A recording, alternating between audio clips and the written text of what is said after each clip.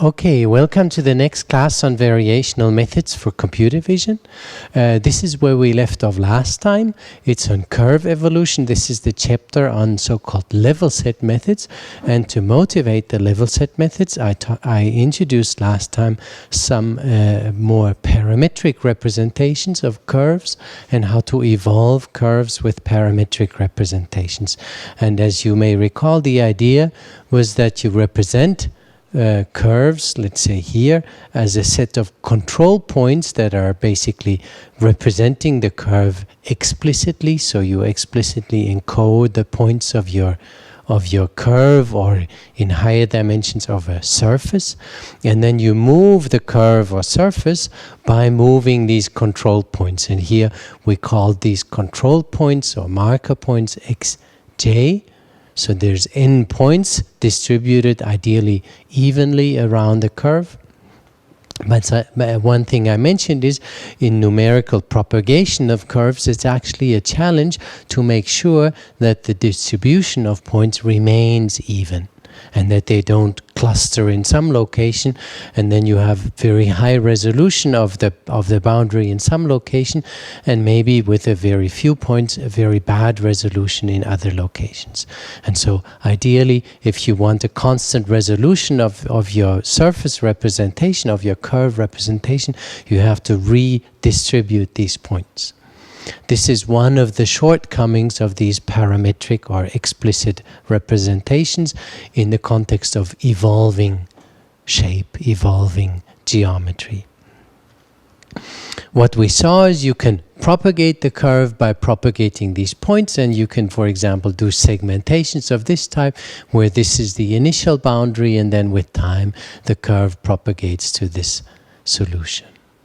Here, similarly, this is the initial curve, and you see how it propagates over time. This is a gradient descent on some cost function, on the piecewise constant Mumford-Cha model, and you see with time it converges to this kind of configuration. And in fact, once you see it hasn't fully, it hasn't fully captured the white background in here, this may be due to a too strong boundary length penalty, but it may also be due to the fact that we have too few control points in this location. Maybe we had some 4 or 5 points in this stretch, and then that stretch moved in down here, and in the end we may have only 2 control points left to represent this whole boundary, and so this may be an issue of not enough control points. And so this is the problem, that in the end your solutions will depend very much on how you parameterize the curve, how many control points you use, how you assure that they're evenly distributed. And one last drawback of these parametric boundary evolutions is that they cannot split, at least in the basic representation. The curve is a simply connected curve, and it will always remain simply connected. So what we see here is that the curve moves around, segments this window, then comes back, but it doesn't actually split and re-merge to create multiple components. And in image segmentation in general, you don't know how many components you have, at least in a general segmentation problem. Let's say you know that your object is simply connected, it's just one object with a simply connected boundary, then parametric representations may be the right thing for you. But if a priori you don't know how many objects there are and how they are connected, etc., then you need some representation that can change topology, where the curve topology, so the number of connected components, can change with time. So that you start, say, with a simply connected curve, and that you can evolve over time and it will split and re-merge.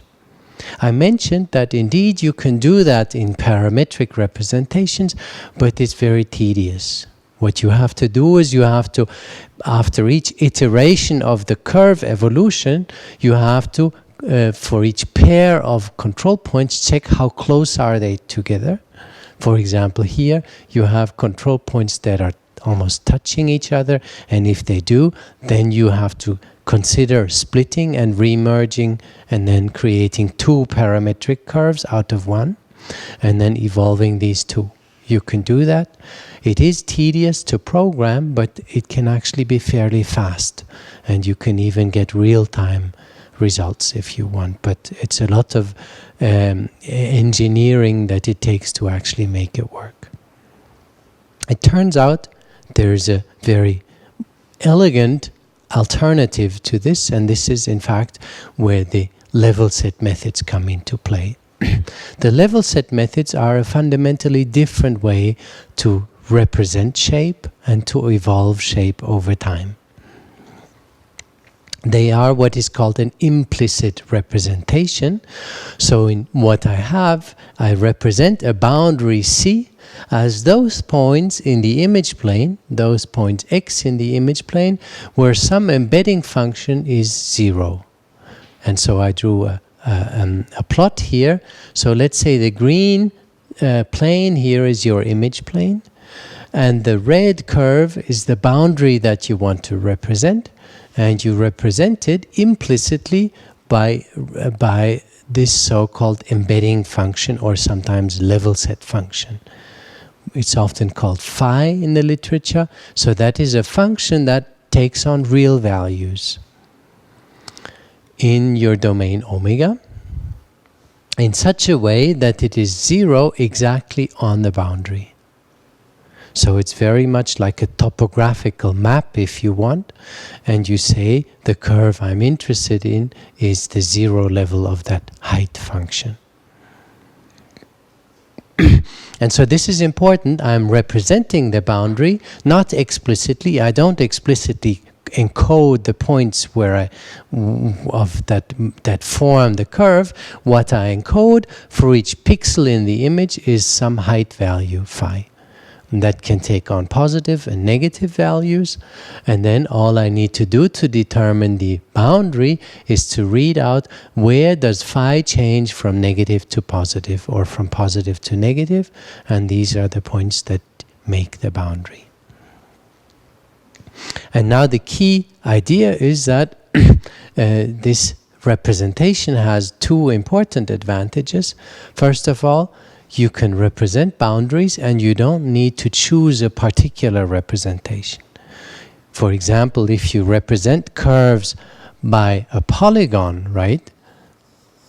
I can do that. I can represent any curve by a polygon, call this x1, this x2, this x3, this x4, and then I have a vector x1, x2, x3, and in fact these x, if it's a curve, are actually have two coordinates. So this is, if I have n points, I have 2n variables in my representation here, and that would represent the curve discretely.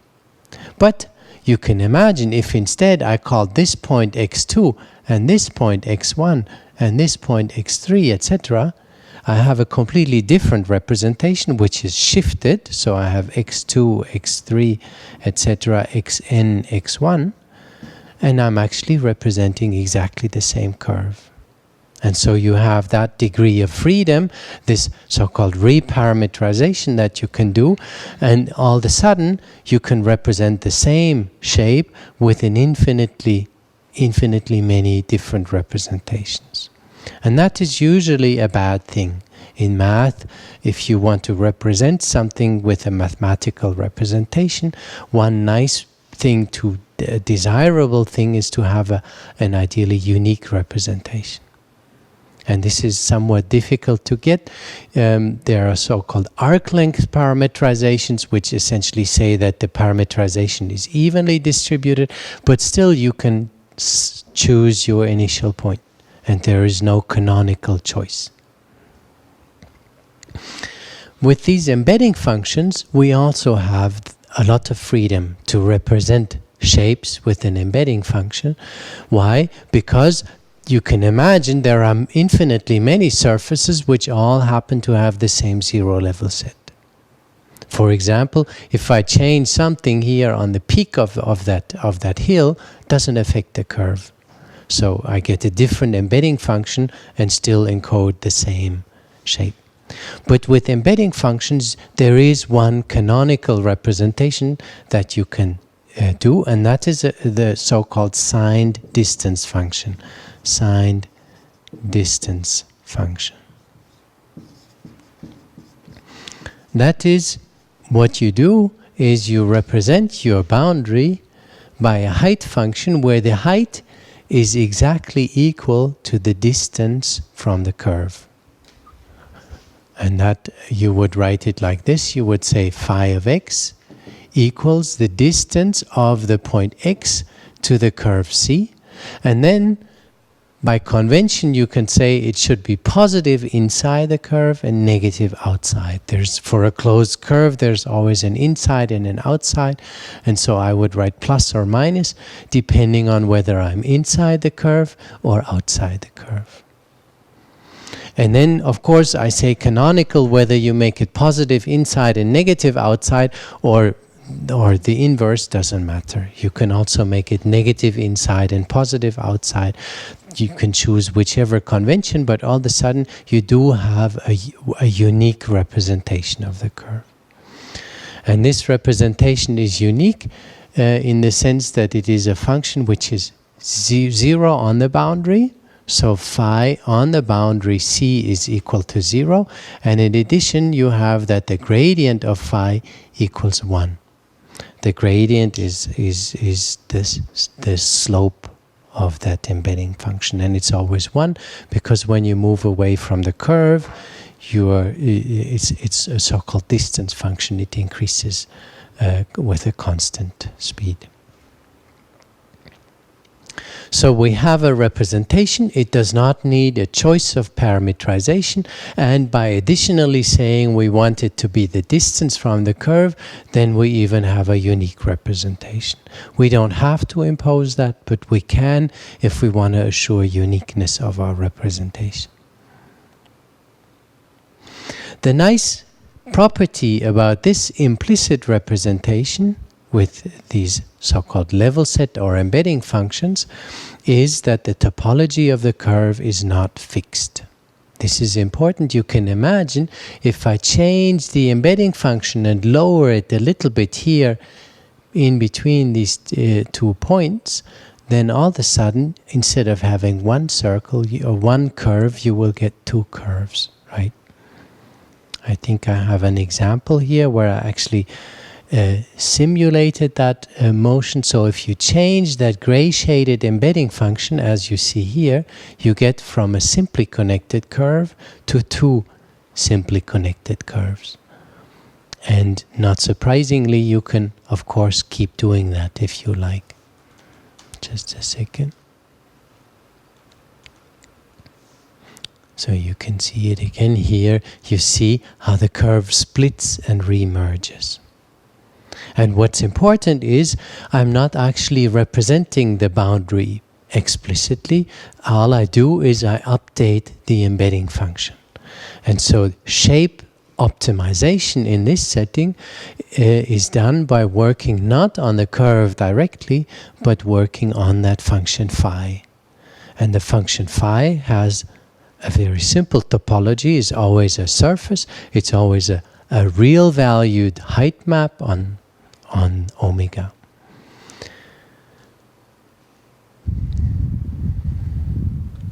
One should be honest, there is a trade-off. I'll get to that in a second. One of the problems of these implicit representations is that it adds memory and computation time. Why?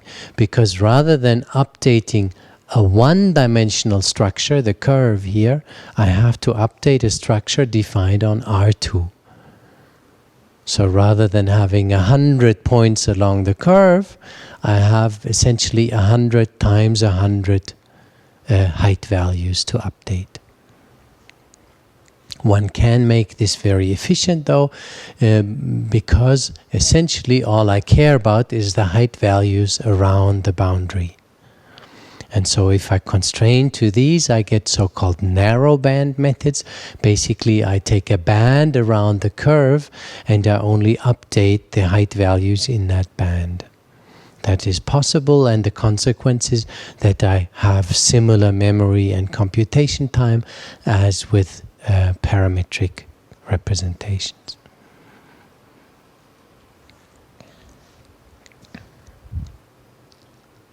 So the key challenge that we will address in the following is how to actually evolve boundaries using this implicit representation.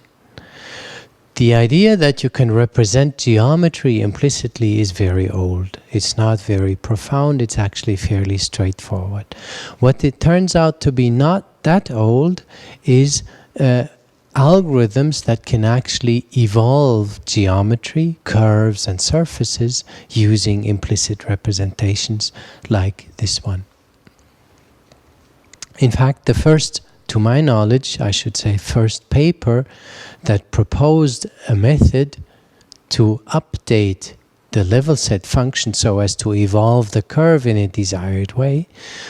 This first work was proposed by Dervieux and Thomasé in 79 and 81 in two conference papers.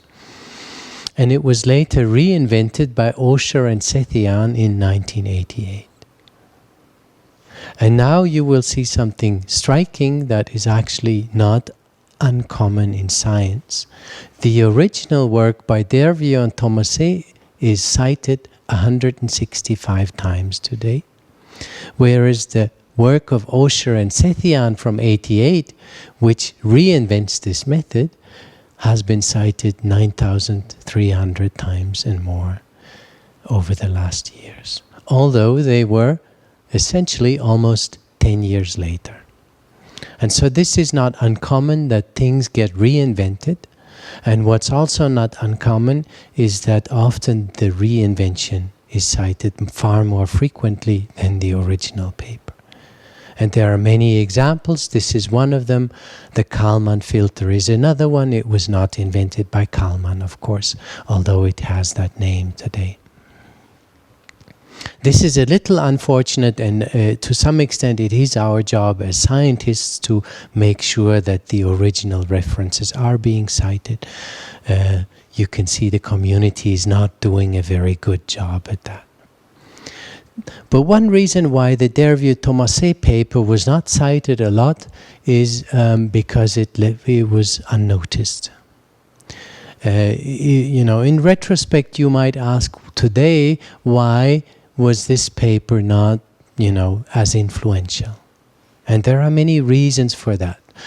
One reason is that maybe the authors were not at the place to be to actually promote and advertise their work in the proper way.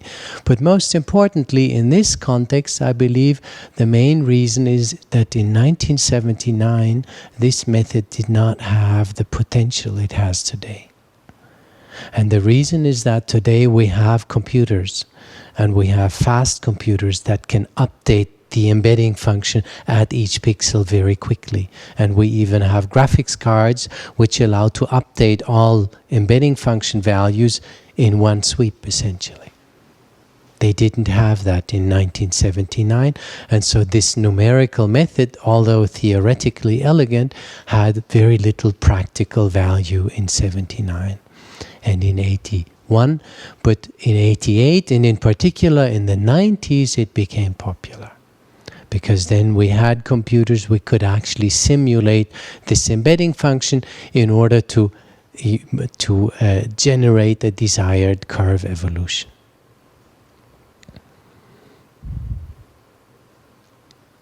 So the key idea, as I said, is to model the temporal evolution of a curve C of t using a family of embedding functions. And so I will have embedding functions that have two coordinates, a space and a time coordinate. And so that is the height value of phi at location x and time t. And so while the curve evolves over time, the embedding values will also be updated over time so as to create some desired motion of the curve.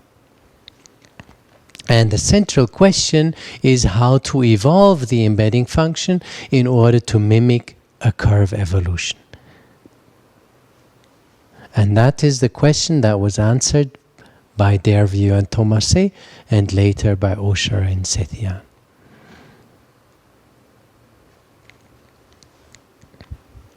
Let's say we have a curve evolution, a motion of the curve.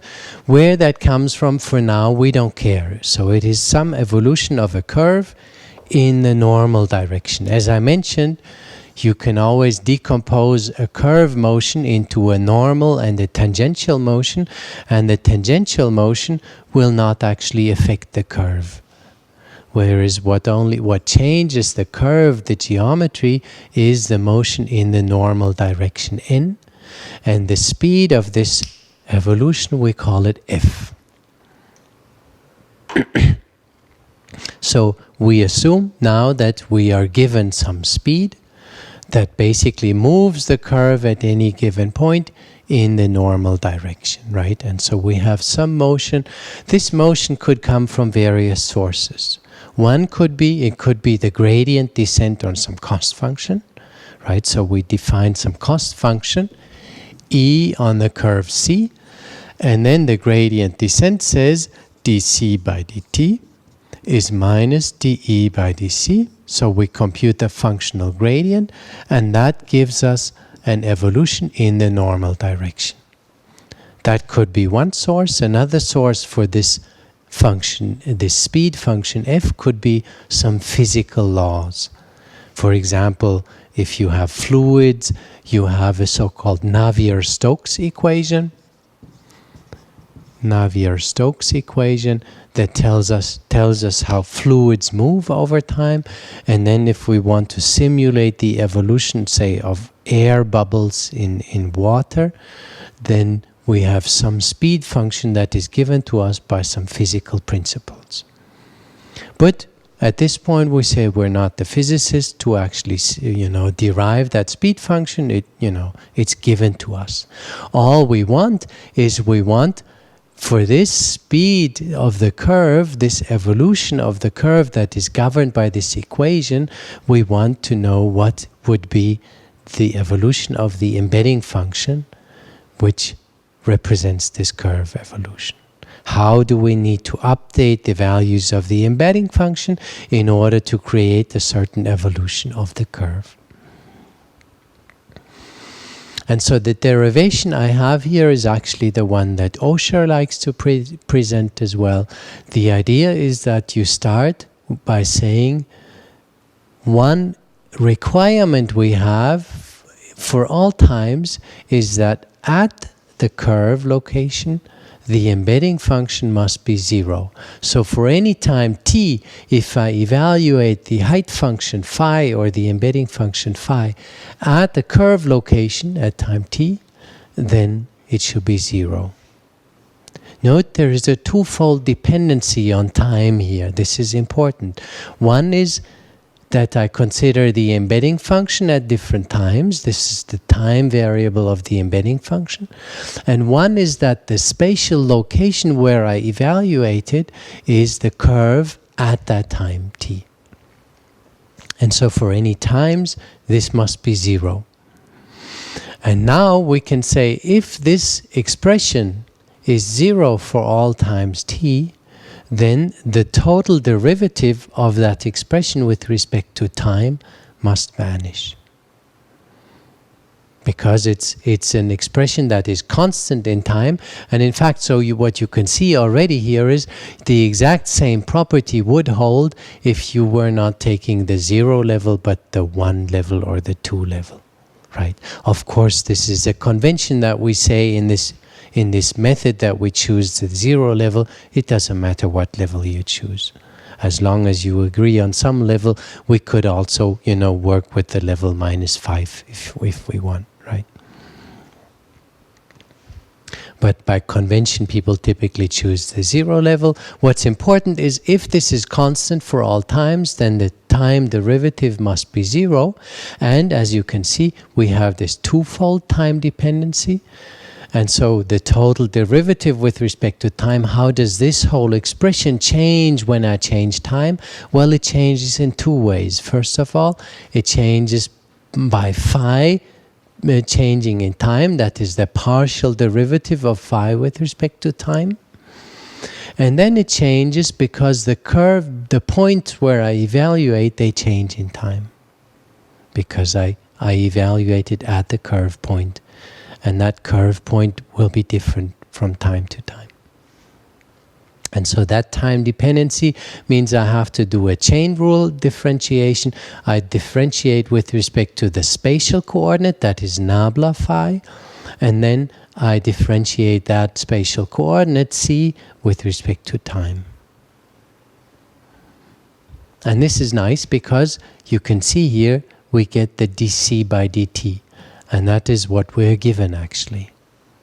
And so what we can do now is we can basically take that dc by dt, f times n, plug it in here, and then solve this whole equation for d phi by dt. That's all we have to do, because this is what we're interested in. We want to know, how does phi change in time? How do I have to move the function phi in time? And so if solving this equation for phi, we just take that part here, put it and carry it to the left hand side. So we get d phi by dt is minus nabla phi times dc by dt. Now we insert dc by dt as f times n, and we use the fact that the normal on that surface is on the curve is nothing but the unit gradient. Why is that? Well, if we have an embedding function to represent our boundary, then the outer normal is exactly the vector pointing in direction of the steepest descent of the where the embedding function decreases fastest, and so that is nabla phi is the direction of is the vector in the steepest ascent, minus nabla phi is the direction of steepest descent, and the unit vector in that direction is of course minus nabla phi divided by norm nabla phi, and that is the normal. So this is what I've written here. The outer normal is minus nabla phi over norm nabla phi. And so if you insert that normal in here, f times, so we have to put f times n here, right? And so we get f times nabla phi over norm nabla phi. Sorry, there's a minus sign missing. I just realized this minus sign should not be there. This should be a plus, because we have this minus sign and then that minus sign, and they cancel. And so we end up getting f times norm nabla phi. That looks a little weird at the first glance, the whole expression, but maybe I can show you a little bit more intuitively why that really does make sense. Let's look at a one-dimensional case where omega is just a 1D variable, our space variable, and then the curve is just a point, right? You can imagine if omega was 2D, you would have a curve here. In 1D, it's just a point. And then we're saying we are representing that curve with an embedding function phi of x. That is phi of x here. And now you can imagine if the curve moves by a speed f in the normal direction, this is f, or in whichever direction, then the embedding function changes correspondingly. And now it's a matter of convention whether you take this one or that one. We can represent it in this way as well. So you see that when this moves by a speed f, then the embedding function has to move. Sorry, I should stick to conventions. So there's actually, that said, there are two different representations. One is that you choose phi being positive inside, one is negative inside. We decided that phi would be positive inside, so we have this representation. And then the outer normal is this direction, so we have the curve point here. And if the curve moves by f in the outer normal direction, then to mimic that with the embedding function has to move up here by a value that is f times the gradient of phi. Right, because the gradient is the slope, and you can see if this is slope 1, and so they're actually the same. But if the slope is steeper, then you get a higher value here. And so this is indeed, if you want to move the curve by moving this embedding function up and down, then you have to move it by that much in order to displace the curve by this amount. And so displacing the curve by an amount f is equivalent to displacing the embedding function by an amount f times nabla phi.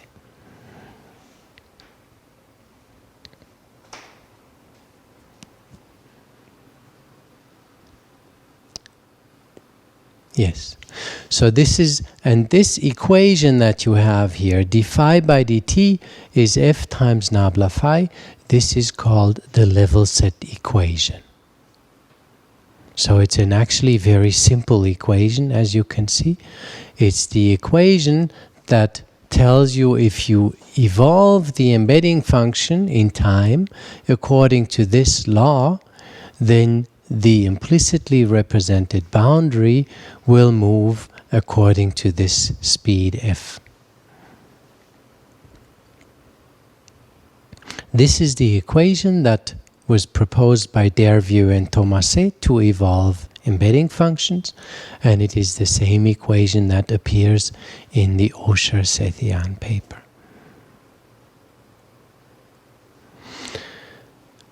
And so we see that curves, and in fact for 3D also surfaces, can be evolved simply by iterating this partial differential equation. It's a partial differential equation. Why? Because we have a function that has two variables, x and t, space and time, and we have both the time derivative and the space derivative in one equation. This particular partial differential equation is known as the level set equation. And so what you do in order to evolve surfaces and curves is that you update your level set function according to this equation. And then if you want to see where is my curve at any given time, you just read it out. And the reading out really means that you go through your domain and you check at what points does the value of phi change signs. Because of course, phi will never, in a numerical simulation, it will never be exactly 0. It will always be slightly positive here and negative there. And so all I need to do is to detect the sign changes. And then I mark them, and that gives me the curve. And this is the nice thing, is that the curve can then change topology. It doesn't matter, because at any time you just read out the new curve. And this is what I said here. Over time the curve may undergo splitting and merging, so you can start with a simply connected curve and end up with 2, 3, 4, 5 curves. We'll see examples in a second. As I mentioned, what really matters for the evolution of the curve is the embedding function or level set function at the boundary. And in fact, the whole derivation I showed you only applies to the boundary itself. It does not actually specify what happens to the embedding function outside the boundary. So whether this embedding function in this area here is really like that or is like that, doesn't really matter for the curve. And this is good and bad. The bad thing about it is, the good thing is you have a certain freedom here. The bad thing is there is no unique representation. And this is why, as I mentioned, one likes to impose uniqueness of the embedding function by saying it should be what's called a signed distance function. Distance function is just a function which encodes the distance to a curve or a set, A signed distance function is one that is then positive or negative, depending on whether I'm inside or outside the curve. For these slides, I chose the convention that the signed distance function, that it is positive inside and negative outside. I should mention, though, that in the literature there are different conventions. Sometimes people prefer the level set function to be negative inside and positive outside. It's really a matter of choice.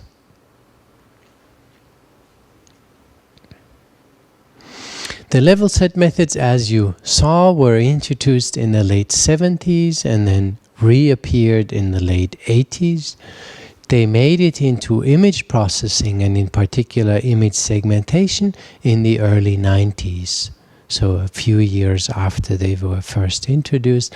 In fact, the first papers that used level set methods to compute image segmentations were by Casellas et al. In 93, Maladi et al., Casellas et al. In 95. And these two papers, the 95 papers of Casellas and Kichenasamy and co-workers, they are actually the most influential ones in this context. And then Ross Whittaker also had a paper in 95 on level set methods for segmentation. It turns out there are actually two very different strategies to tackle segmentation with level set methods.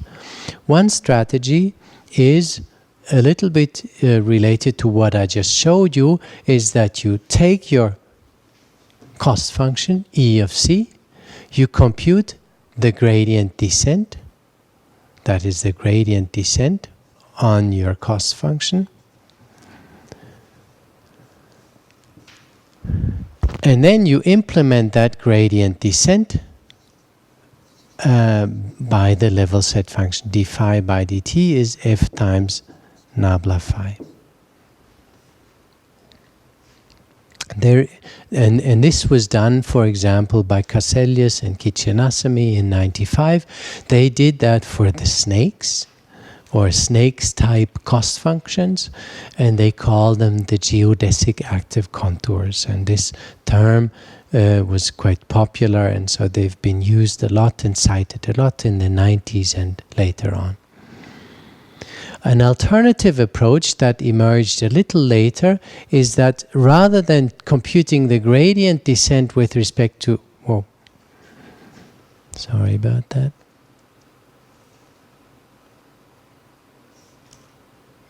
Rather than computing the gradient descent with respect to the curve, you can rewrite your cost function as a cost function on the embedding function phi, E of phi, and then you can do a gradient descent on phi, so minus equals minus dE by d phi.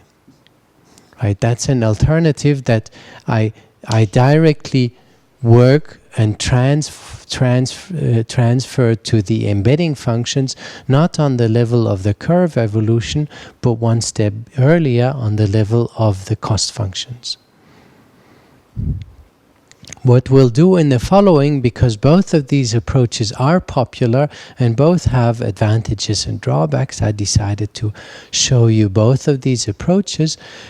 So we'll look at the geodesic active contours, and then we will look at this approach, which was popularized by Chan-Vese in 2000. This is an approach for the snakes, so edge-based segmentation methods.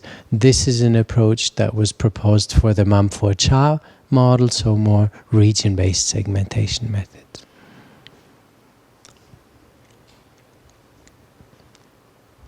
Here's the edge-based approach. It looks a little bit like the snakes, in the sense that we have some cost that we integrate over the curve.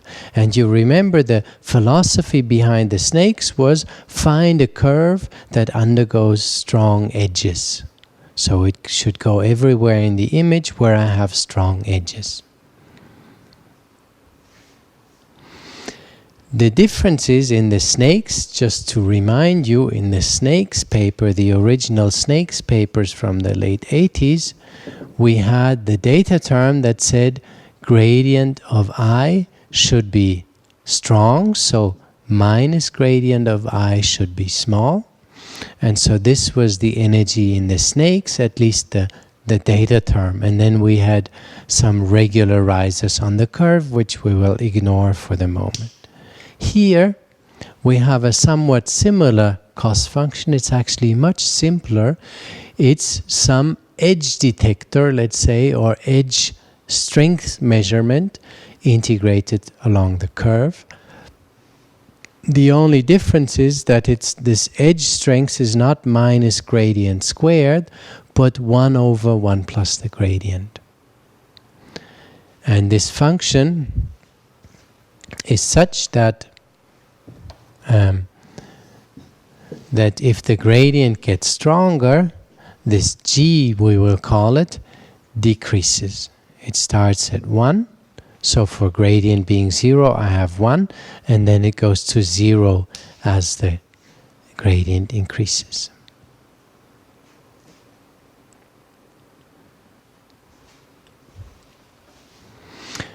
And so one of the things you see is if the gradient gets stronger and stronger in the original snakes, this goes to minus infinity, really, whereas this one is always bounded between 0 and 1. This is to some extent an advantage, that you have an expression that will not diverge completely for stronger gradients, but that will remain in a specified interval. This is always between 0 and 1. And so what you have in fact here is the smoothed image, as I mentioned in the snakes already. Typically when you have gradients of your input image, you have to specify on what spatial scale do you want the gradient to be computed. And so this is the spatial scale that you apply, say, a Gaussian smoothing of the image, and then the gradient applied to that. The reason being you don't want fine scale noise to affect your results too much. What you can show, and we will not do that in detail here, but because it's somewhat involved calculation, but you can show that for this type of cost functions, the gradient descent for C is given by this expression. It has two terms, g times kappa times n, and then the normal projected on the gradient of g in direction of the normal. Kappa here is the local curvature of the curve, and n is the outer normal. And so, with what we've seen before, one can rewrite this with the level set equation, which looks as follows.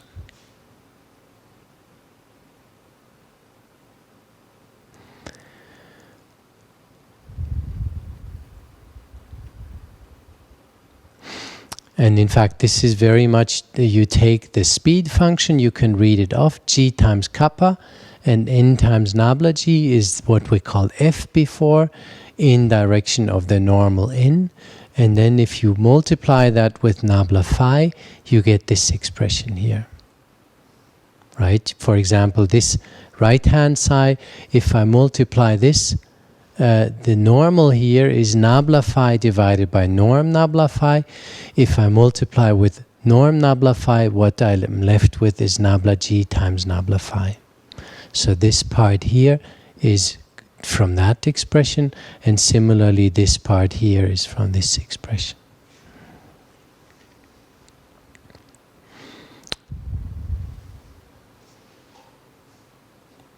Yes. You can see it also, you have the g here, and the n is, and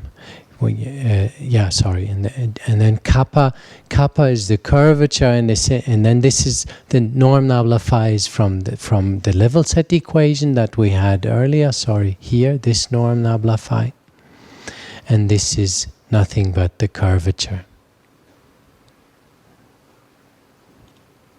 The fact that this is the curvature is something, it gets a little bit into differential geometry. What this is the normal vector, as you can see, and the curvature is essentially how the normal vector changes. So the divergence of this normal vector is exactly the curvature kappa.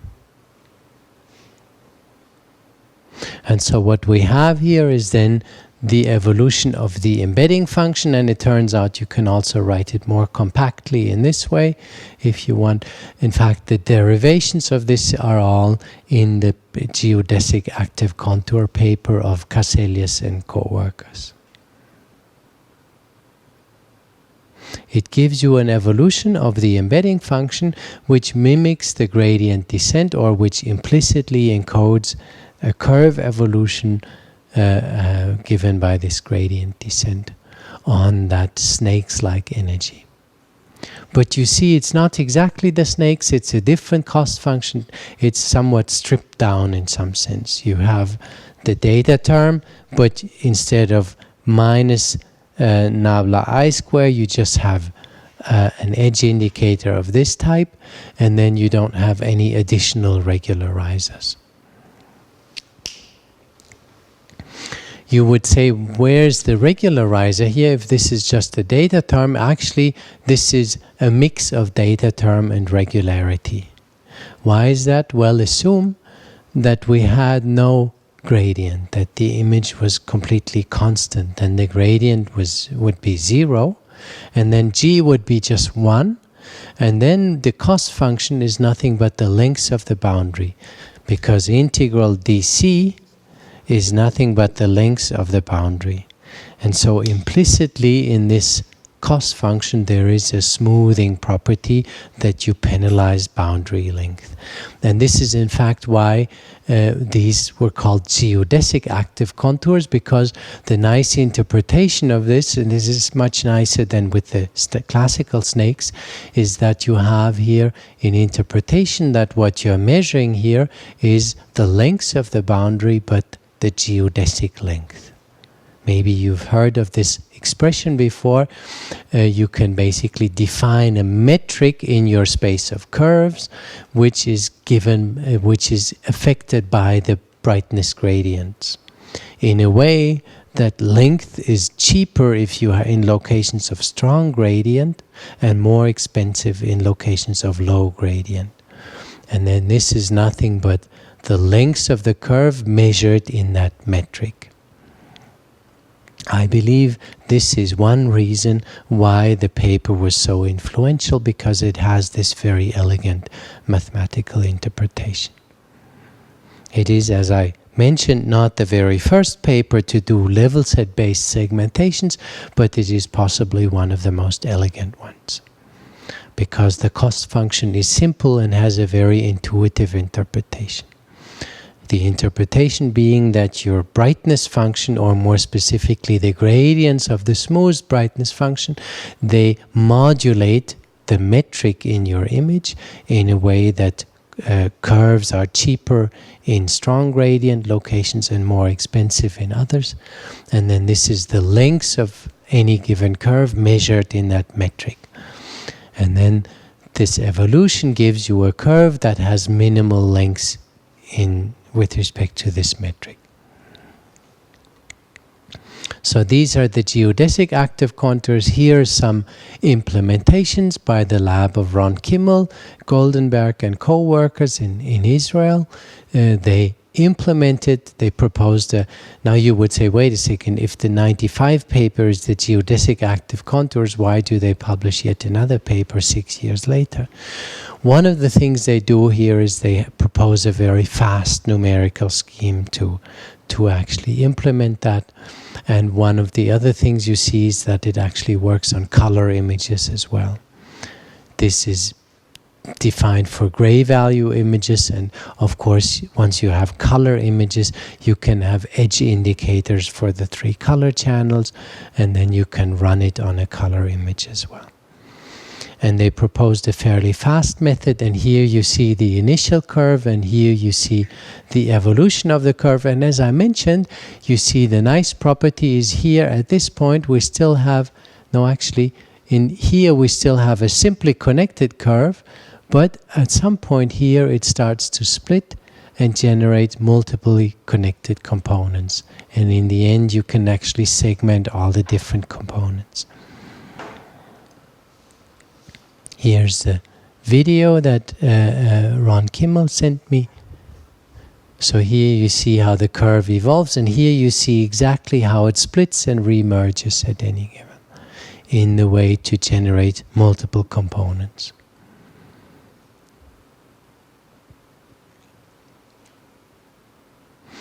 And in fact, so the level set methods were one of the first methods which actually generalized the scope of partial differential equations in image and computer vision to segmentation type problems.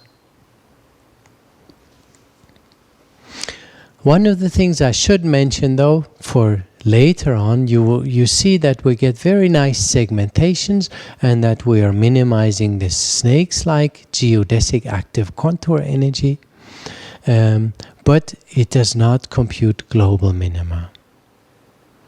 There are many ways to see that. The first one is you would expect that this interior part should also be segmented as part of the background. It doesn't do that. Why? Because this method cannot jump. Curves can split and remerge, but they cannot jump. So here there is no way to split and remerge the curve in order to get that interior boundary.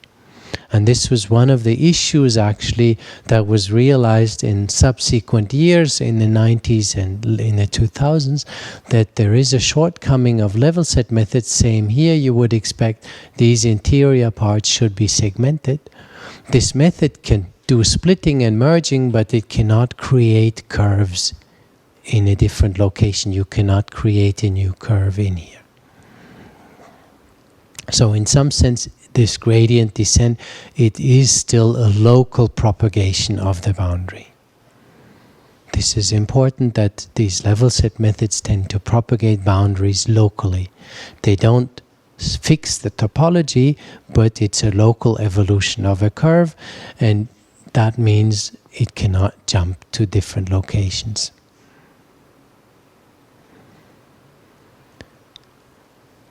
In 2000, Tony Chan and Chan-Vese proposed a level set method for the Mumford-Shah energy. And that method, interestingly, can jump. Curves can jump, and we'll see that in the examples later on. And we'll try to figure out why they can jump. This method is, as I said, complementary in some sense to the geodesic active contours, in the sense that it tackles not edge-based segmentation but region-based segmentation. And it is aimed at minimizing the Mumford-Shah energy, the piecewise constant Mumford-Shah model.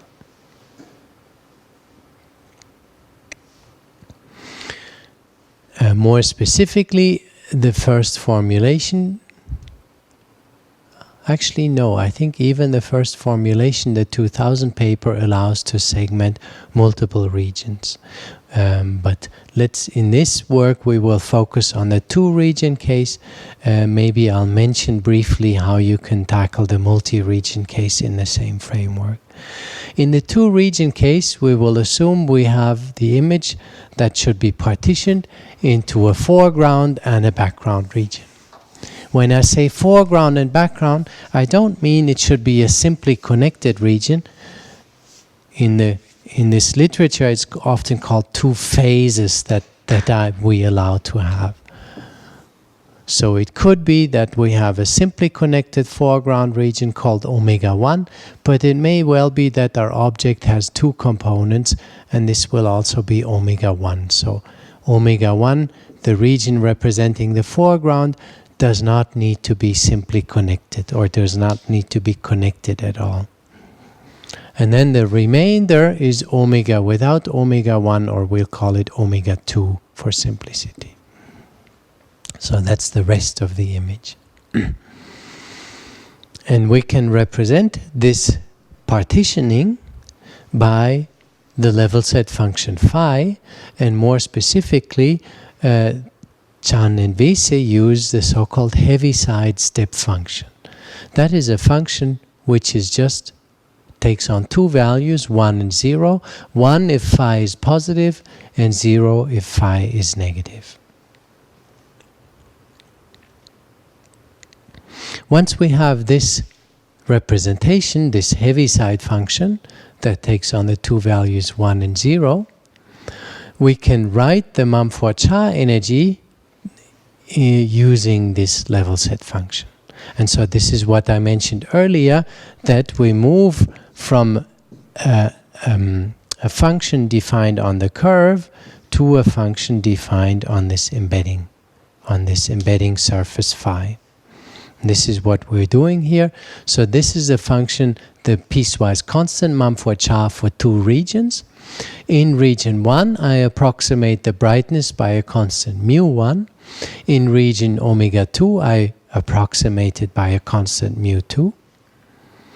And then I have the lengths of the boundary as a penalizer, as a regularizer.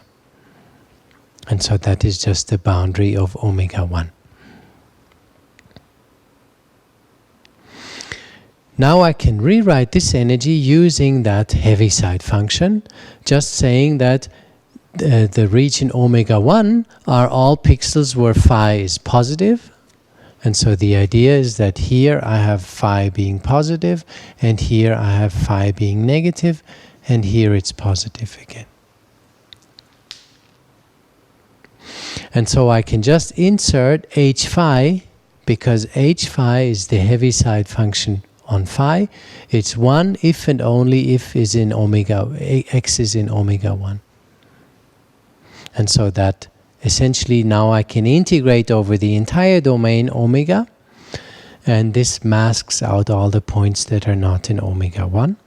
And similarly, this term 1 minus h phi is just the converse. It is 1 if x is in omega 2, and 0 if x is in omega 1. This is quite useful because we saw earlier in the last chapters on the Mumford-Cha functional, we saw that this actually creates a major headache in terms of computing the Euler-Lagrange equations, because our optimization variable omega is in the integration domain.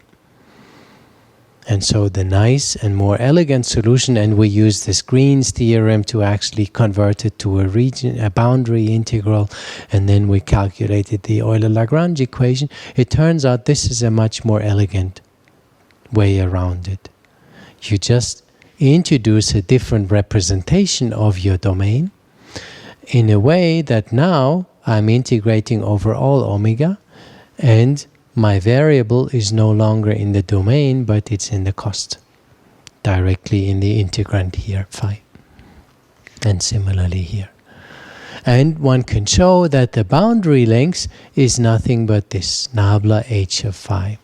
Why is that? Well, h of phi we said is constant, 1 inside and 0 outside, so the gradient of h of phi is actually 0 most of the time, except on the boundary. And in fact it is non-zero on the boundary in the way that once I integrate this over the entire domain omega, it gives me exactly the number of points on the boundary, or the lengths of the boundary, this here.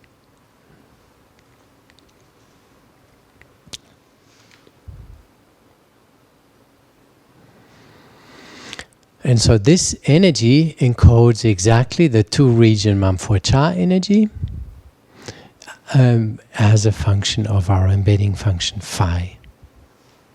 And we can rewrite it a little bit, so we can take all the terms that depend on phi here. So I have I minus mu1 squared minus I minus mu2 squared times h phi. Then some term that actually doesn't depend on phi. And then this regularizer, the lengths of the boundary. And now all I need to do is, one should say this is now not E of omega I, but this is E of phi of the embedding function phi, and now I can just do a gradient descent on the embedding function.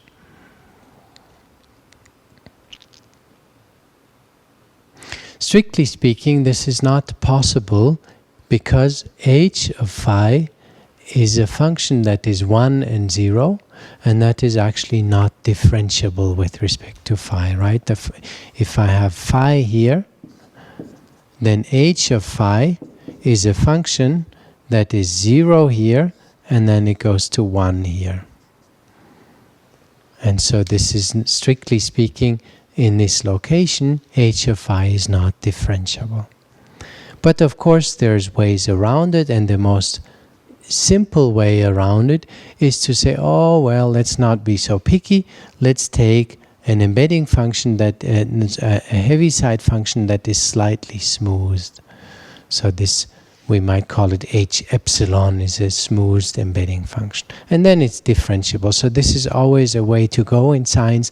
If you have an expression that is non-differentiable, you just make it differentiable by smoothing it a little bit. And the idea being is that, this epsilon that I use to approximate this hard jump function with the soft jump function, if I make it sufficiently small, I get closer and closer to the hard jump function. So in terms of the cost function, it's essentially the same thing. The derivative of the step function is the delta function. This you might know. So if I take the derivative of this step function, it's 0 almost everywhere. So the derivative is 0 here, it's 0 here, and here it's infinity. Or if it's smoothed, it's not entirely infinite, but fairly large. And so doing the gradient descent can be done. dE by d phi is and this also I will not go into detail. I think we'll do that in the exercises to actually compute the Euler-Lagrange equation for the Chan-Vese model. But what you can see is you get this expression here, where this is the term that comes from the lengths regularizer, and this is the term that comes from the data term. In fact, the data term is quite obvious. The data term is this expression times h of phi, and if we do the derivative with respect to phi, then it's just delta of phi times that expression, right? That expression here times delta of phi. And similarly, you can show that if you do the gradient descent on the regularizer, then you get this expression here.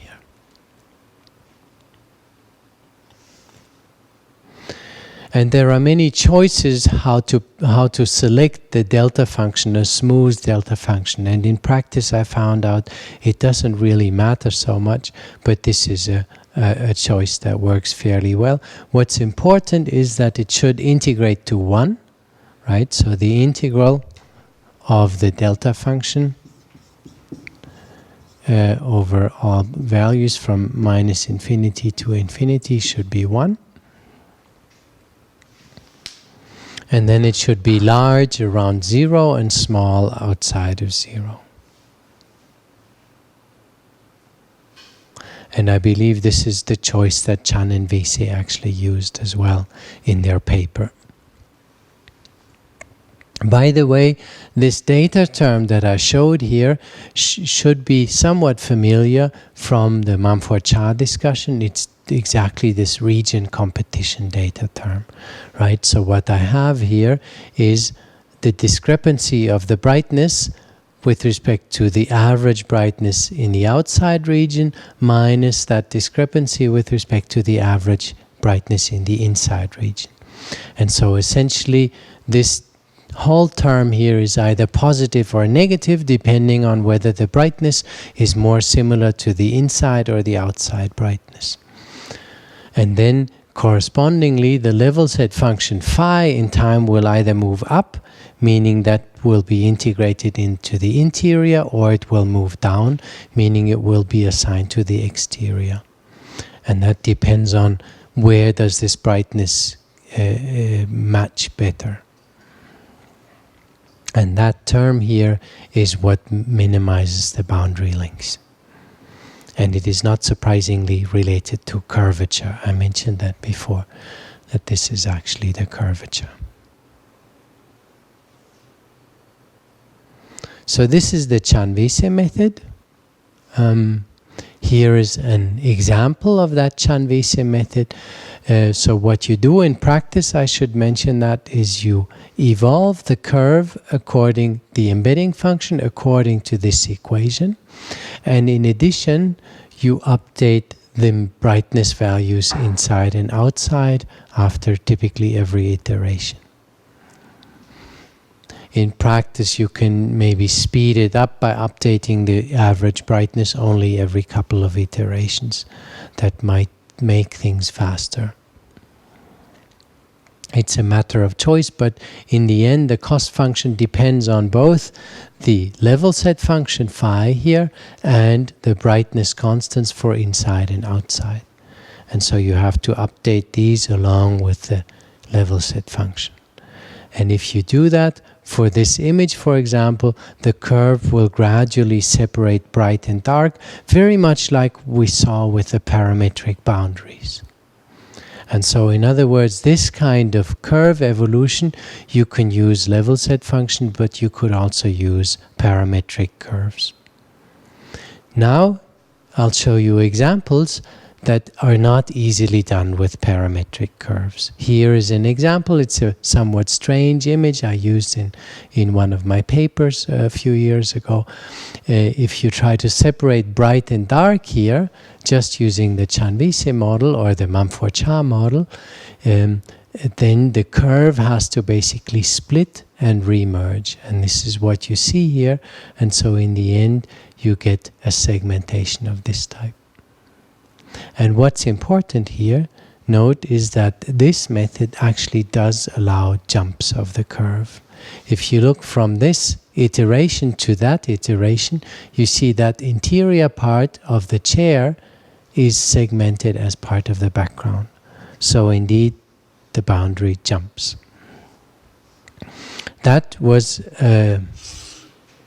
one of the key features of the Chan-Vese method. Why does the boundary jump? Strictly speaking, it doesn't. If you really have a delta function here, then the curve, the embedding function, will only move exactly at the zero level. Right? Because delta is actually zero everywhere else. So if you are in a location of space where the embedding function is not zero itself, then it's not going to move.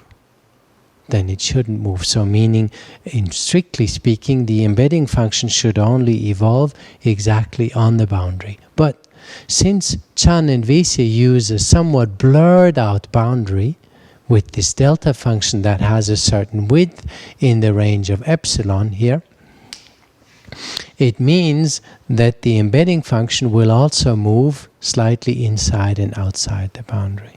And so that region competition term will also be active. And in fact, if you look, this expression is actually never zero. So that form of delta epsilon has the property that it is always positive. And that means the gradient descent evolution will be active everywhere in the image. Meaning, if I have a brightness that clearly favors the background more than the foreground, what's going to happen to my embedding function is, how should I draw that? It's kind of hard to draw it. You have let's say a 1D space. Here's my curve. Here's the embedding function phi of x. What's going to happen is, if I have a brightness I here that favors the background, let's say here's the background, here's the foreground, then the embedding function here will be pulled down, because that term will become negative if it favors the background brightness, meaning this term is smaller than that term. I being closer to mu2 means this is smaller than that. That whole thing becomes negative. And if it dominates the length regularity, it means it will pull down the embedding function in this location. And what you get is you create a new part of the curve elsewhere. And that is exactly what happens in this setting. Once a certain brightness favors a background, then since this is non-zero everywhere in the image, it will actually create the curve to jump. And so it will create an interior boundary.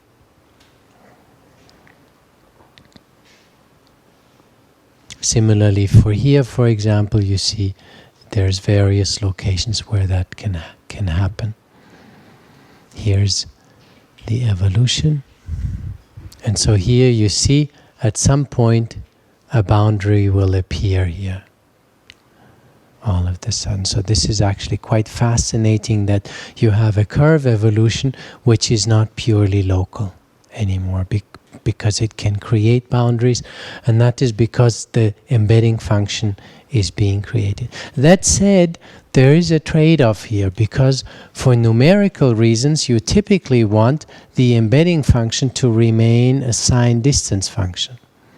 And so in fact in numerics I found once you implement it, if you really impose that the embedding function should remain a signed distance function, then what happens is you will no longer create boundaries elsewhere. Why? Because the evolution of the embedding function is in this way, but then if you say no, I want a distance function, it will actually crank things back up again, and so there's these two competing effects in the end.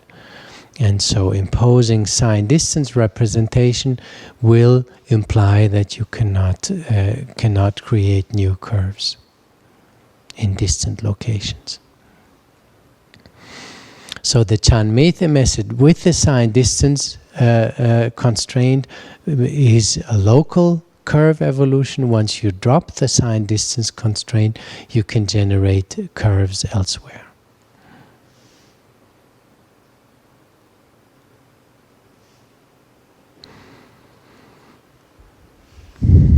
Maybe a little bit, and I think I will talk a little bit more about this later in class, about 3D reconstruction with variational methods for 3D reconstruction. For now, I wanted to show you that you can use level set methods as well. And the first level set method for 3D reconstruction, to my knowledge, was a work by Faugeras and Kiriven in '98. Which used a cost function that is somewhat reminiscent of the geodesic active contours to propagate a surface. This is like the evolution. They start with a block, and then with time, this is an example. These are some of the images of taken by multiple cameras of these two faces, and then you can evolve a surface so as to generate a reconstruction. Maybe one comment, as I said, we will discuss this a little more later in class, but one comment up front. This way of doing 3D reconstruction is quite similar to the geodesic active contours in terms of the cost function. The geodesic active contours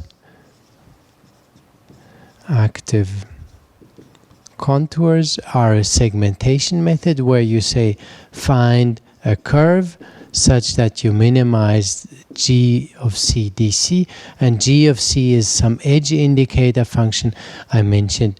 It is, for example, 1/1 plus the gradient of the intensity at the location of the curve, slightly smooth. So that is the geodesic active contours. The Faugeras-Kiriven reconstruction approach is similar in the sense that you also have you want a surface such that you minimize some g of s ds. And G of S will give you some photoconsistency measure. Photoconsistency. It will tell you for any voxel in space how consistent is that voxel, the color of that voxel in various images of that object. And if it's very consistent, meaning if multiple cameras looking at that voxel see the same color in this voxel, then the voxel is likely to be on the surface of the object. So the idea is that if I have a surface of an object, S, and then I look at that surface of the object from different cameras, then if I look at a voxel on the surface, I should be seeing the same color in these two projections. Whereas if I look at a different voxel, let's say the green voxel that is not on the surface but somewhere behind, then if I look at it in the two cameras, then what I'm actually looking at is two different points that typically don't have the same color. And so this color consistency of voxels tells me how likely is a voxel on the surface. And I can encode that in a function g in such a way that g is small if I see the same color for the red point, and g will be large for points like the green point where I actually in the projections have very different colors. In other words, if the projection of the voxel is color consistent, then I assign a small value of g. If it's not color consistent, I assign a large value of g. And then I can say the reconstruction should be a surface which is overall very photoconsistent. And so the overall integral should be small, and this is more or less what Fougeras and Keriven did. Yes? Yeah, so sorry, what I meant is that you're looking at 2 points that don't have the same color. Because,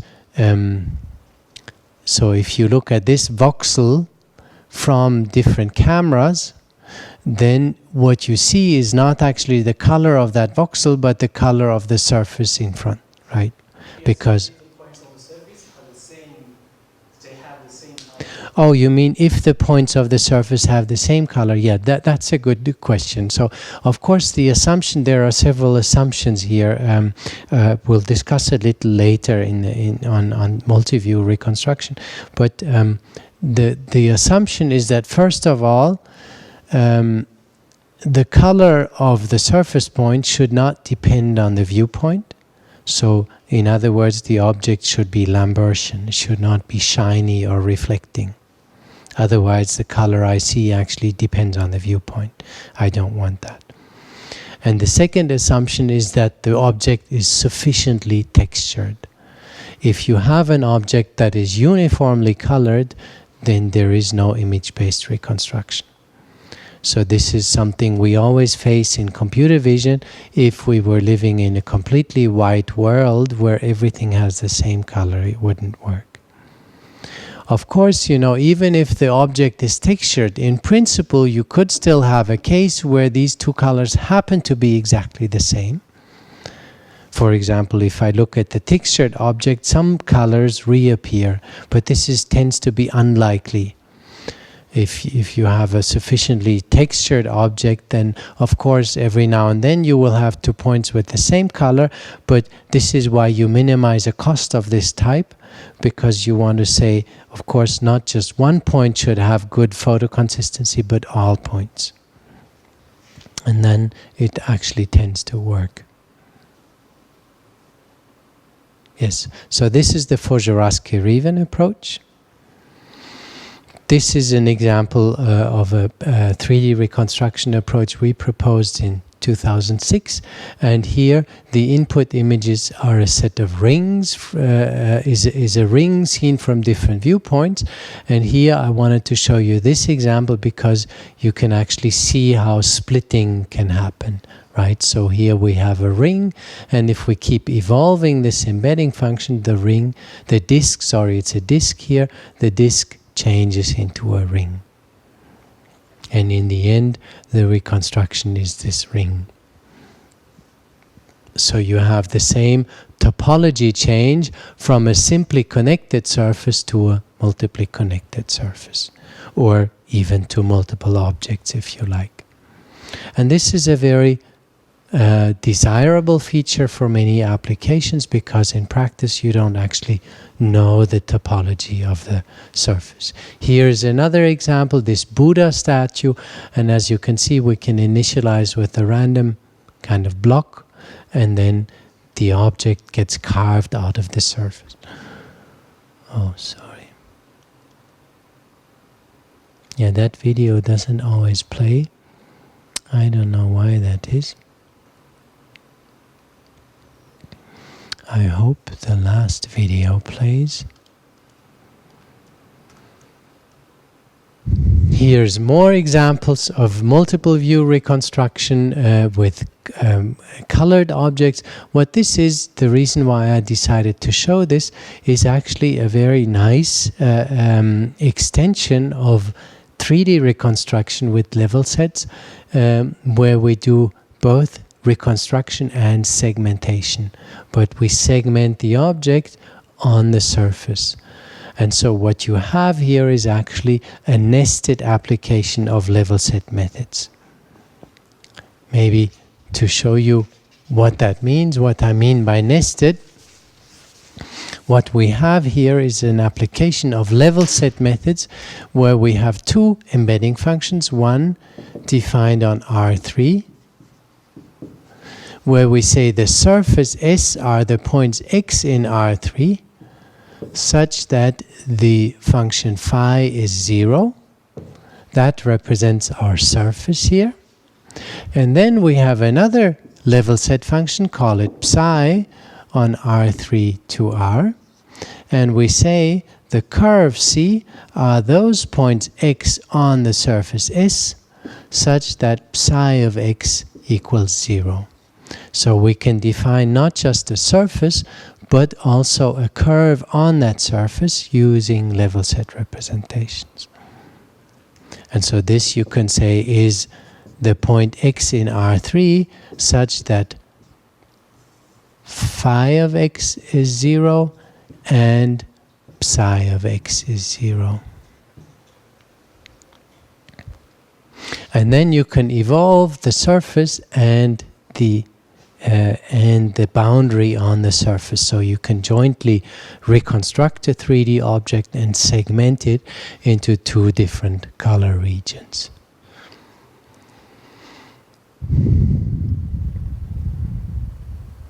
Level set methods, the focus of this class is computer vision, and so I will mostly be talking about computer vision, but I decided to also show you some examples from different domains. Level set methods can also be used in other fields of sciences whenever your goal is to evolve geometry over time. And one very fascinating field of sciences where you need to evolve geometry is computer graphics. And these are techniques that are extremely popular, for example, in Hollywood, in creating movie effects. For example, if you want to simulate water, that is something that used to be very challenging. And you can see the development and the evolution of computer graphics by going to, watching all sorts of Hollywood movies over the years. You see how the degree of realism gets better and better with every year. It's actually, I find, quite amazing how much that field has evolved in the last years. The reason is, of course, that there's huge amounts of money behind it. And typically the more money you put into a certain domain, the faster things evolve. And so here, these are evolutions that are actually this is actually a result that is very old already. This is this is work by Doug Enright and Fedque in 2003, where they used level set methods to simulate water. And so the idea is that you have a physical process like the Navier-Stokes equations that governs the evolution of water, and what you want to model or simulate is the surface of the water. Okay, this is not playing either. I'll just show you the movies directly. No, not here.